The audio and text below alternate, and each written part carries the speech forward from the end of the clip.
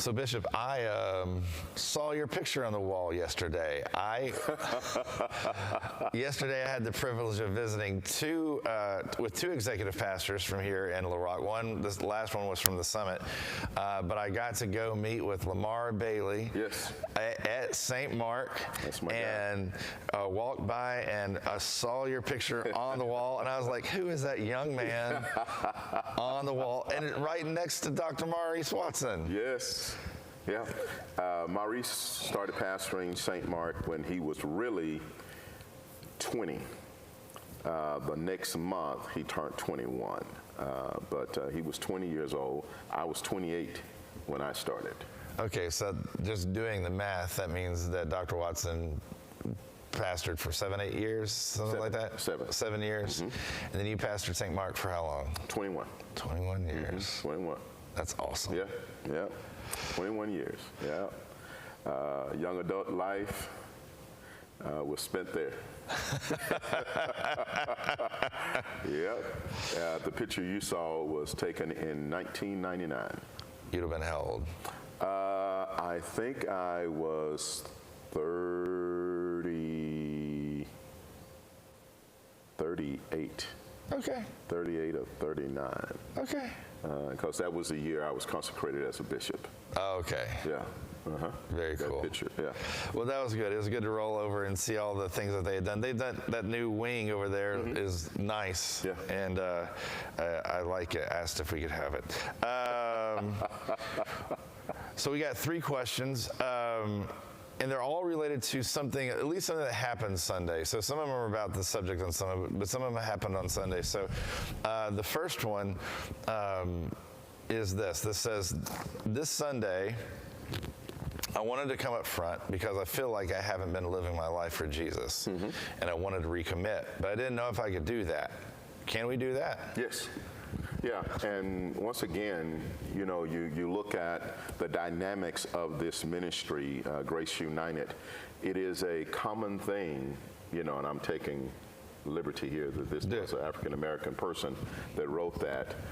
That's a common thing within the African-American church of rededication, because sometimes people fall by the wayside, they leave the church for whatever reasons, or all of a sudden they get caught up in something, and then it's that thing of, let me go back and rededicate my life to the Lord. And so it's a common thing. Right, absolutely. Yeah. And I can also get the thing, I guess I can get the question because we have like, hey, here's some 5 choices that you have, and rededication isn't one of them, but I would just say that if you feel led to come forward by the Lord, then you need to come forward, right? Whatever it is that you feel led to come forward to do, even if it's not on the screen, come forward and do that, and then we'll be here for you. Good. All right. Number 2. Josh said, "Don't be worried about the date." I was talking about the resurrection. There's resurrection passages on Sunday. 1 Thessalonians chapter 4. Josh said, "Don't be worried about the date of the return of Jesus, but how we're living during this time." I've been studying about the end times for a while now. Is that wrong? No. No, it's not wrong. I mean, knowledge is always good. We can't predict when that's going to happen. We can see the signs that lead up to it. Right. You know, it's like as the next scripture talks about labor pains. You know, we start seeing the labor pains in the world, wars and rumors of wars, the climate and weather, all those things changing. Right. The hearts of men getting more and more colder. You know. People taking people's life and thinking that they're doing God's will. Right. So all of these things are labor pains that point us to the coming of the Lord, that it is soon to come. Is that next week? Is that next year? No. No man know the day or the hour when the Son of Man shall come. Right. He just wants us to be ready. Yeah, absolutely. Yeah. So, you know, and so to just piggyback off of that is there are classes that I took in seminary called eschatology, or study of the eschatos, study of the end times, right? So there's whole seminary courses on this. What I was purporting, which I still think is valid, is I was polarizing two different perspectives. One is that you've seen the individuals that's all they talk about, that's all they care about, and they start predicting dates, right? And they start demonizing people. They're like, this is this person, this is the Antichrist, this is the, and then they start saying, okay, well, he's going to come back. If you ever start putting a date on it, that's what I'm talking. If you're like, next Thursday at 3 o'clock is no. That's when I'm like, all right, I'm done listening. Look. I'm done listening to you. Yeah. But if you say, listen, I believe, because listen, I'm looking at the news too. Yeah. There's wars, there's rumors of wars. It all looks insane out there. The climate's crazy.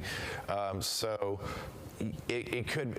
So especially at the pastoral level, my job is to make sure people are ready when Jesus comes back, not to try to figure out, in particular, when and exactly Jesus comes back. So that's where I was going. Yeah. And to live in light of the expectation that he is coming, and for us to be about doing what he called us to do. Yeah. Walking in the light, not walking in the darkness, being sober, being vigilant, all of those things. Yeah. Good. Last but not least, number 3, with the talk of death and resurrection, what is heaven going to be like? Beautiful. Bishop. Beautiful. It's going to be beautiful. It's going to be beautiful. Streets paved with gold, God has prepared. Jesus said, let not your heart be troubled.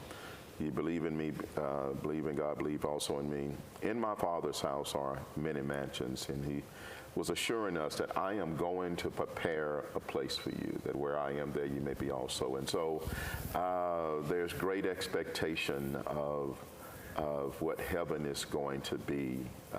It's going to be a beautiful place, a place where we will worship God continually. One of the things you said Sunday, we will not be angels, we'll have glorified bodies. Yeah. So when let me push you a little bit farther, if I may. So I've asked this question to a lot of people, and it's interesting to hear their answer to it. I know mine, so I'll go after you. But when you picture heaven, because all of us, and let's just say the picture that we have in our head of heaven is let's just say is not a one-to-one of what it's actually going to be like. Like we're just guessing and using our imagination based off the information that we have, right? But when you picture heaven, what does it look like? Now that's something that I've really never done a lot. Okay. As far as picturing heaven, I look at heaven as a place of peace, a place of complete serenity. Okay. That's my view. I also view what God has called us to do, me to do, as a labor of love. And heaven will be the place where we will get our reward, and so.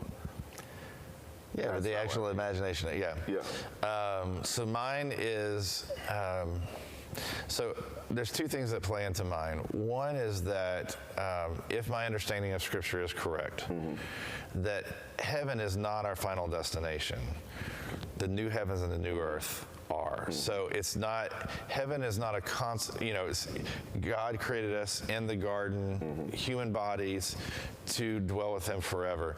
Heaven, the immaterial spirit is not a consolation. What God's, and I kind of talked about this on Sunday, what God's plan is a complete restoration, a new heavens, a new earth where we'll be in that garden type thing. That's how it describes in Revelation. So with that being said, there's a book called, there's an author that a lot of white people like, called C.S. Lewis. And he has a book called The Great Divorce. It's not Bible. I'm just telling you it's not Bible, but I'm just being honest. In The Great Divorce, what's interesting, there's two worlds. There's the gray world, which is a representation of hell, and then there's this glorified world. And people in the book can take a bus ride from the gray world to the glorified world and get to experience it, right? And the way it describes the glorified world is like Earth, but enhanced. And so, for example, when you first get there, the grass is so real that it hurts your feet. And when raindrops come down, they're so perfect that you have to get used to the weightiness of it, because the scripture says that everything that we experience right now, the bishop I'm experiencing right now is not nearly the glory of the bishop that I'm going to experience later. All of nature has been darkened and brought down low. And so if none of that were true, right? Think about Jesus in the Mount Transfiguration, right? When Peter and James and John saw Jesus and all of Jesusness, right? The glory of Jesus was there. They backed up, and it was such a weightiness. Actually, there's another book called The Weight of Glory. There's such a weightiness to the glory similar to what Moses experienced. Right. Yeah. And so the realness of the grass, and the realness of the trees, and the realness of the mountains, and the realness of the bishops, and the realness of the Joshua's is just going to be everything that earth was supposed to be without sin entering, infecting all of it. And so I just think of it as almost a perfected earth, one where you walk in the woods and you don't get ticks, one where you can experience the glory of all of what the original garden was supposed to be. So mine's kind of based off of a book, but again, a very famous Christian author who has, I think, deep insights. So the things we can do coming forward, dates and times, and death and resurrection, was this Grace Unfiltered. Glad you guys, and by the way, glad you guys are asking all these great questions and interacting with the subjects that we are processing here together and growing together as Grace United. So that's all I got. That's all Bishop has. Bye, Cynthia. Bye, Cynthia. Love you, girl.